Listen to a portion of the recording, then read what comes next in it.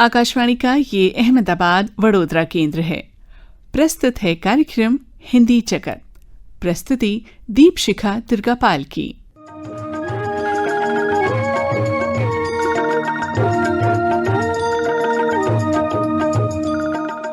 हमारे सभी श्रोताओं को मधु का प्यार भरा नमस्कार। दोस्तों, एक ऐसा फल बताइए जिसे कच्चा भी खाया जाता है और उसे पकने के बाद भी खाया जाता है, चूल्हे पर पकाकर भी खाया जाता है, जिसकी मिठाई भी बनती है तो अचार भी बनता है, शेक भी बनाया जाता है और उसकी आइसक्रीम भी बनाई जाती है, सब्जी भी बन जाती है तो उसकी कढ़ी भी बन जाती है। इतना ही नहीं, केक में भी इस्तेमाल हो जाता है और पुडिंग बनाने में भी। ऐसा खास फल जो किसी भी रूप में खाया जा सकता है, उसका नाम बहुत आम है। हाँ, आम ही है उसका नाम। 1000 से भी ज्यादा किस्मों वाला ये फल आम सभी फलों का राजा है और इस राजा के लिए खास एक दिन समर्पित किया गया है और वो है आज का दिन। जी हाँ, यानी 22 जुलाई का दिन। 1987 से भारत के राष्ट्रीय बागवानी बोर्ड ने आम को सम्मानित करने और उसे बढ़ावा देने के लिए इस दिन की शुरुआत की थी। हमारे वेदों, पुराणों और महाकवि कालिदास जी की रचनाओं में भी आम का उल्लेख आपको मिलेगा। तभी तो ये हमारा राष्ट्रीय फल है। और दोस्तों, राष्ट्रीय फल से मुझे याद आया कि आज हमारा राष्ट्रीय ध्वज दिवस भी है। 22 जुलाई 1947 में संविधान द्वारा हमारे राष्ट्रीय ध्वज यानी तिरंगे को आधिकारिक रूप से अपनाया गया था। तिरंगे का ये जो वर्तमान स्वरूप है वो पिंगली वेंकैया द्वारा डिजाइन किया गया था। केसरिया, सफेद और हरे रंग से सजा ये तिरंगा हमारे राष्ट्रीय गौरव और एकता का प्रतीक है, हमारी शान है। झंडा ऊंचा रहे हमारा, विजयी विश्व तिरंगा प्यारा। तिरंगा प्यारा, झंडा ऊंचा रहे हमारा, विजयी विश्व तिरंगा प्यारा, झंडा ऊंचा रहे हमारा।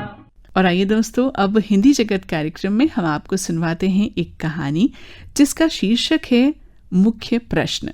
वाचन स्वर और लेखिका रेखा नायर। तो आइए सुनते हैं।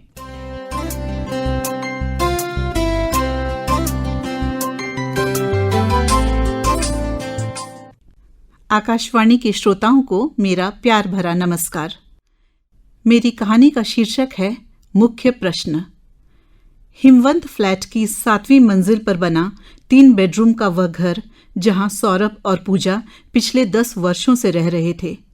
बैठक का पर्दा सरकाते ही सामने सोसाइटी के लंबे लंबे हरे भरे पेड़, उनके ऊपर फैला शांत नीला आकाश और उसमें स्वच्छंद उड़ते पंछी। उस दृश्य में उन्मुक्तता थी, एक सुकून था। बस यही शांति और सुकून उस घर की 4 दीवारी के भीतर कभी दिखाई न दी। इस घर को पूजा ने बड़ी कलात्मकता से सजाया था। बस फर्श पर एक कालीन की कमी उसे हमेशा खलती।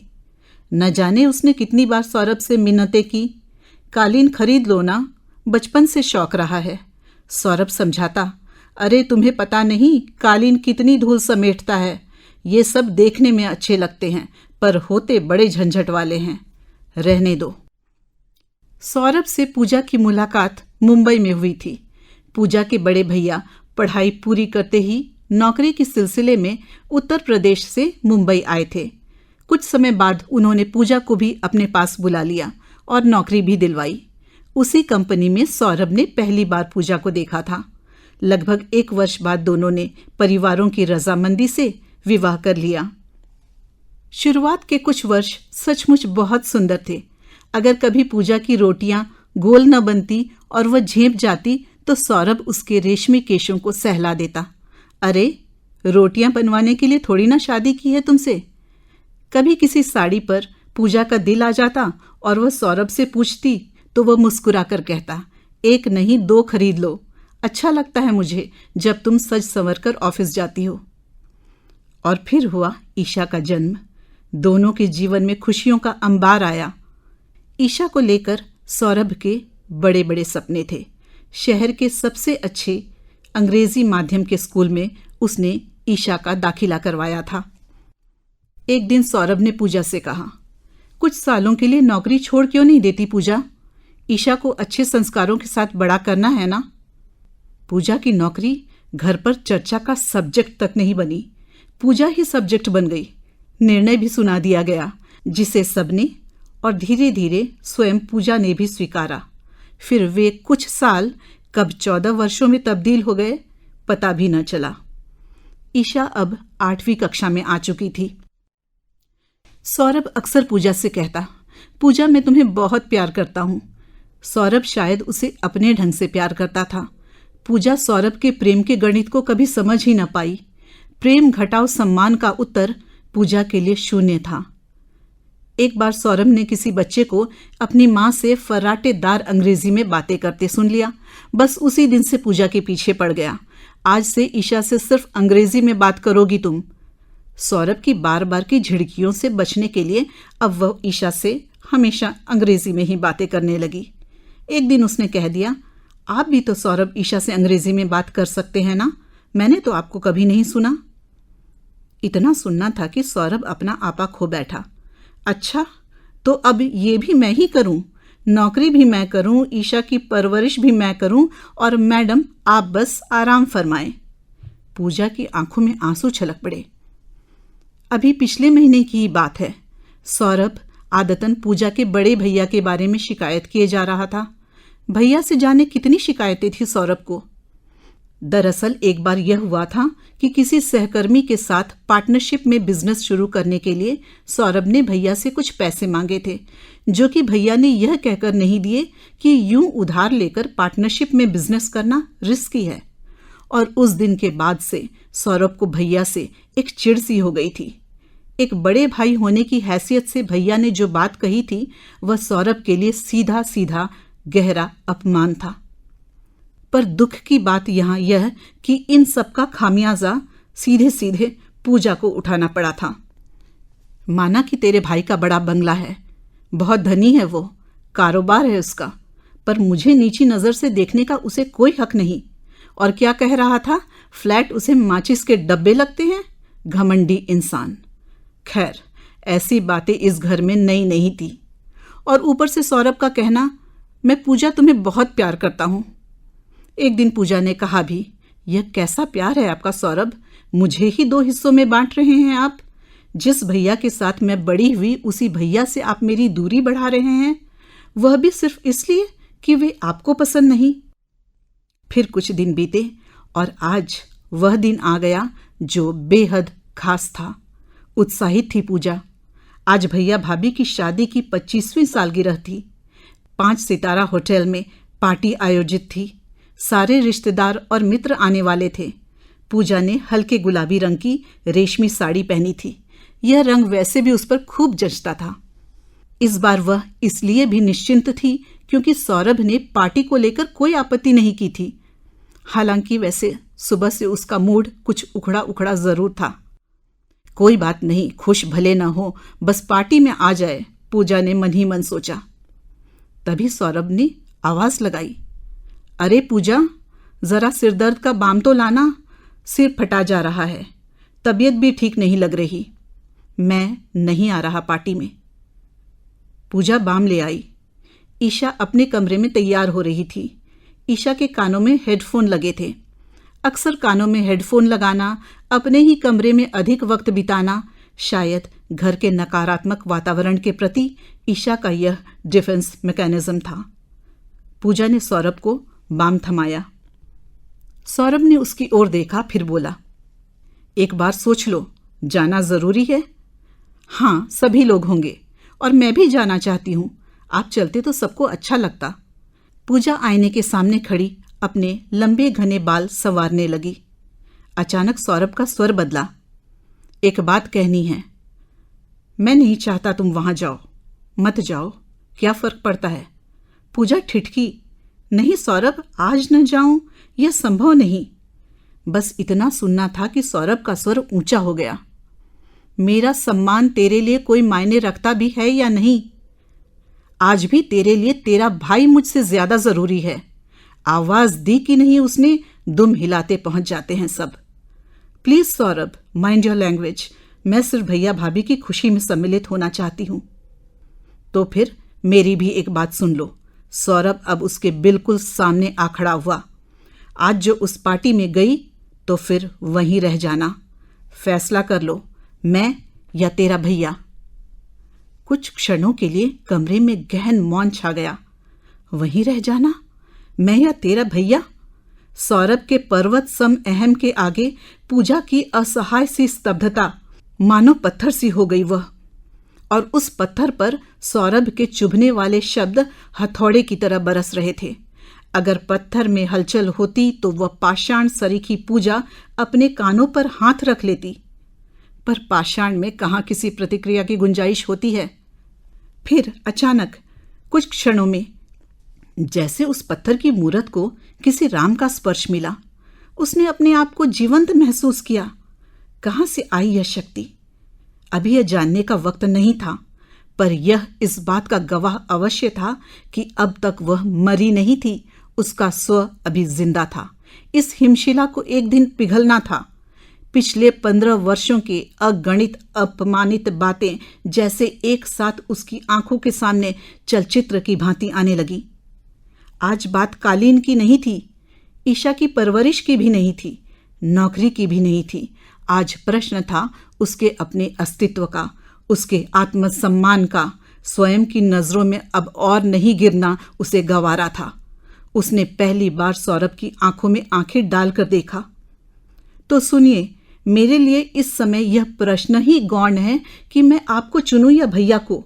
मुख्य प्रश्न तो मेरे लिए यह है कि आज मैं अपने आत्मसम्मान को चुनूं या न चुनूं। और सौरभ, आज मैं अपने आत्मसम्मान को चुनती हूं। शर्तों की जिंदगी मुझे नहीं जीनी। सौरभ जैसे अवाक रह गया। क्या कह रही हो पूजा? ईशा सुन रही है। सुनने दो, सीखने दो उसे कि जब दो बातों को तराजू पर तौला जाए तो एक स्त्री के लिए उसके आत्मसम्मान का पलड़ा हमेशा भारी होना चाहिए। गहन मौन। पूजा अपनी ही सांसों की आवाज सुन पा रही थी। फिर धीरे से कहा, मैंने चुन लिया सौरभ, अब चुनाव आपको करना है। मेरा आत्मसम्मान आपको मंजूर है या नहीं, फैसला आपका। उसने ईशा का हाथ थामा। चलो बेटा। दरवाजे तक पहुंचकर वह पलटी। अपना ख्याल रखिएगा सौरभ। और ईशा का हाथ कसकर थामे वह बाहर निकल पड़ी। 7वीं मंजिल की बालकनी के बाहर वही शांत नीला आकाश आज भी फैला हुआ था। वही स्वच्छंद उड़ते पंछी, वही खुलापन। फर्क बस इतना था कि आज पहली बार उस खुले आकाश की स्वच्छंदता और उन्मुक्तता को पूजा ने अपने भीतर महसूस की थी। धन्यवाद।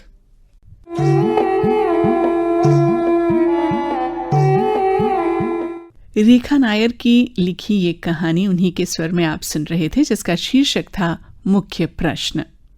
और आइए हिंदी जगत कार्यक्रम में आगे बढ़ते हैं और आपको सुनवाते हैं शैलेंद्र कुमार तिवारी यानी शैलेंद्र सरगम की कुछ रचनाएं।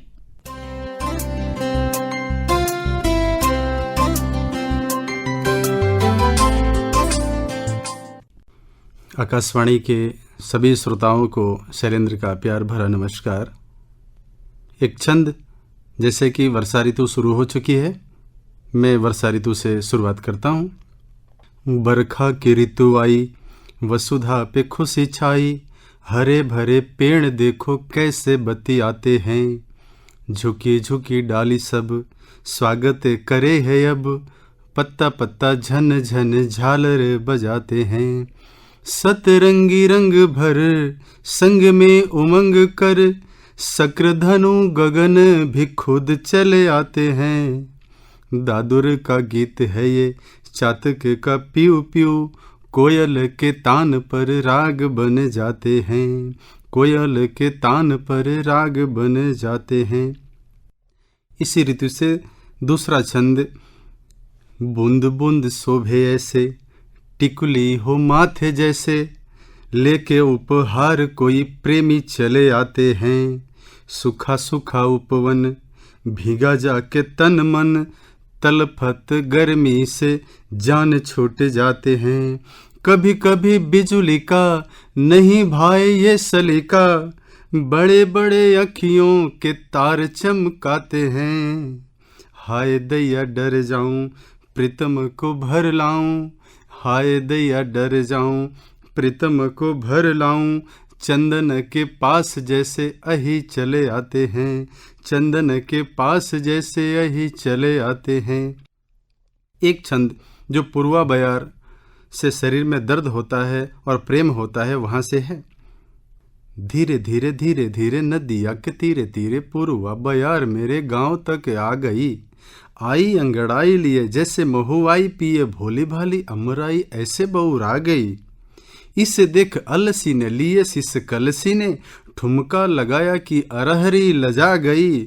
मूंग मांगे पानी पानी जो नहीं हुई शयानी, आग तन मन में बैरन लगा गई, आग तन मन में जो बैरन लगा गई। इसी पूर्वा से एक छंद है। पुरवैया के चाल से महुवन की डाल से, आ रही सुगंध आज सबको सता रही। देह देह पोर पोर शाम हो कि गोर गोर, भावनाएं प्रेम की ये सब में जगा रही। खेत खेत खलिहान घर हो कि ननिहाल, नाम प्रेम पातियों में सबको दिखा रही। देख देख भड़के हैं बाबूजी जो बड़के हैं, देख देख भड़के हैं बाबूजी जो बड़के हैं। माई जैसे तैसे आज उनको मना रही, माई जैसे तैसे आज उनको मना रही। दो छंद और है। रंग रूप देख कर कदम ने रेख कर, धीरे धीरे मैंने आज बात को बढ़ा दिया। रंग रूप देख कर कदम ने रेख कर, धीरे धीरे मैंने आज बात को बढ़ा दिया।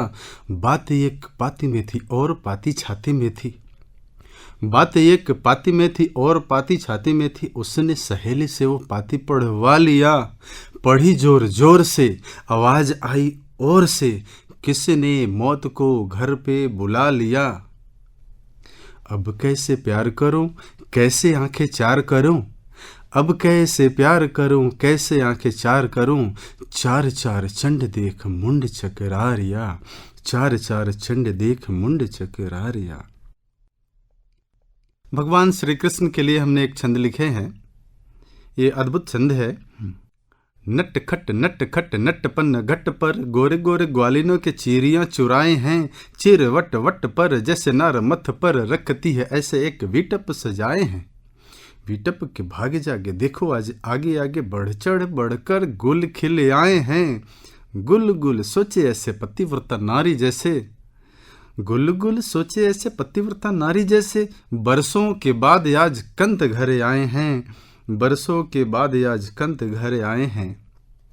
एक छंद और है। राधा रानी। आज गई मत मारी भीग गई सारी सारी, पहन पहन जब घर से वो आई है। उसकी न एक चले मन में भी खूब जले, कौन है जो आज मेरी सौत बने आई है। मैं भी देख लूंगी उसे और न बोलूंगी मुँह से, मैं भी देख लूंगी उसे और न बोलूंगी मुँह से। मैंने भी तो बाबा से लठ बनवाई है।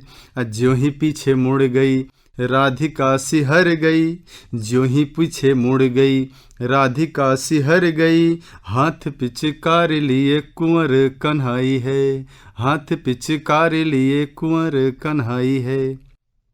अगला छंद। चार नैन एक रहे दूजे दूसरे से कहे, चार नैन एक रहे दूजे दूसरे से कहे। दूर दूर रहते हो नजदीक आओ ना, नहीं पासे आओगे तो यूं ही रह जाओगे तो। सखियां कहेंगी मुझको बुलाओ ना, माखन भरी मटकी पड़ोसियों को खटकी, माखन भरी मटकी पड़ोसियों को खटकी। खड़े खड़े शाम देखो मटकी चलाओ ना, मटकी चलाए तुम बांसुरी बजाए तुम, मटकी चलाए तुम बांसुरी बजाए तुम। कईयों को रिझाते हो मुझको रिझाओ ना। मटकी चलाए तुम बांसुरी बजाए तुम, कईयों को रिझाते हो मुझको रिझाओ ना। एक गीत जो हमने लिखा है, मुझ पे ऐसी कृपा की है घनश्याम ने,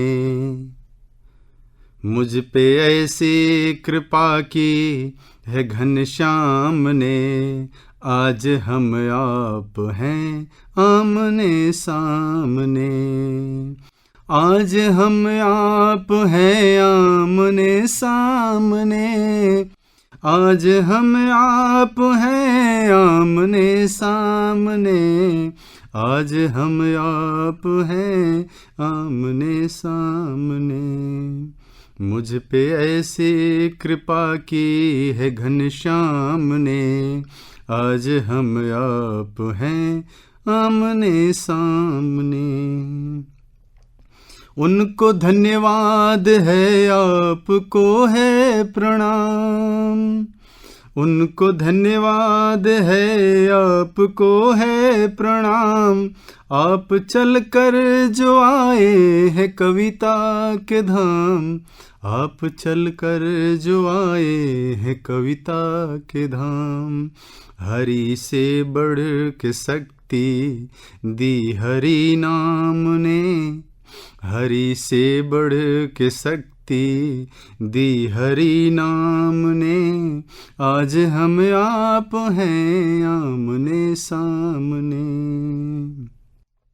मुझ पे ऐसे कृपा की है घनश्याम ने, आज हम आप हैं आमने सामने। चाहते हैं क्या आप नहीं जानते, हम तो बस आपको अपना मानते, हम तो बस आपको अपना मानते। अब कहेंगे वही, अब कहेंगे वही जो कही शाम ने, अब कहेंगे वही जो कही शाम ने, आज हम आप हैं आमने सामने। आखिरी बंद। एक विनती है मेरी मेरे यार से, जब भी मिलना हो मुझसे मिलो प्यार से। एक विनती है मेरी मेरे यार से, जब भी मिलना हो मुझसे मिलो प्यार से। यही चाहा था राधा ने घनश्याम से, यही चाहा था राधा ने घनश्याम से, आज हम आप हैं आमने सामने। मुझ पे ऐसी कृपा की है घनश्याम ने, आज हम आप हैं आमने सामने। एक गजल के कुछ शेर जिसमें मशवरा है। मैंने तुझको दिल दिया रखना संभाल कर, मैंने तुझको दिल दिया रखना संभाल कर, तुमने फेंके ऐसे जैसे सिक्के उछाल कर। मैंने तुझको दिल दिया रखना संभाल कर, तुमने फेंके ऐसे जैसे सिक्के उछाल कर। दरिया किनारे जाकर देख लेना तुम, दरिया किनारे जाकर के देख लेना तुम। लोग फेंक देते हैं सीप मोती निकाल कर, लोग फेंक देते हैं सीप मोती निकाल कर। शेर यूँ है कि तेरे जाने के बाद कुछ भी बचा नहीं है, तेरे जाने के बाद कुछ भी बचा नहीं है। कभी आकर देख लेना मकां खंगाल कर। और इसका शेर यूँ है कि औलादें दुश्मन समझ रही है तो क्या करें, औलादें दुश्मन समझ रही है तो क्या करें। हमने तो कोई गुनाह नहीं की पोस पाल कर, हमने तो कोई गुनाह नहीं की पोस पाल कर। एक शेर यूं है कि हमने तो कोई गुनाह नहीं की पोस पाल कर, दवा पानी के लिए भी सोचना पड़ता है।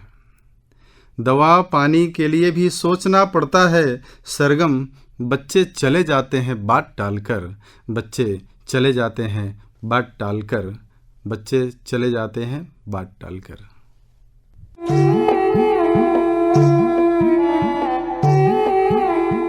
अभी आप सुन रहे थे शैलेंद्र कुमार तिवारी यानी शैलेंद्र सरगम की ये रचनाएं। दोस्तों, आप तक हमारी बातें, हमारी आवाज पहुंचाने की शुरुआत हुई थी 23 जुलाई 1927 से। इंडियन ब्रॉडकास्टिंग कंपनी द्वारा बॉम्बे स्टेशन से हमारे देश यानी भारत के पहले रेडियो प्रसारण की शुरुआत हुई थी, जो आज आकाशवाणी के नाम से घर घर में गूंज रही है। रेडियो के इसी स्वर्णिम इतिहास का स्मरण कराता है राष्ट्रीय रेडियो प्रसारण दिवस। सूचना, शिक्षा, मनोरंजन का ये सफर यूं ही निरंतर चलता रहे और आपका और हमारा साथ बस ऐसे ही बना रहे। इसी कामना के साथ अब मैं आपसे अनुमति चाहूंगी हिंदी जगत की अगली कड़ी तक के लिए। तब तक अपना ख्याल रखिए, खुश रहिए, स्वस्थ रहिए और मस्त रहिए। नमस्कार।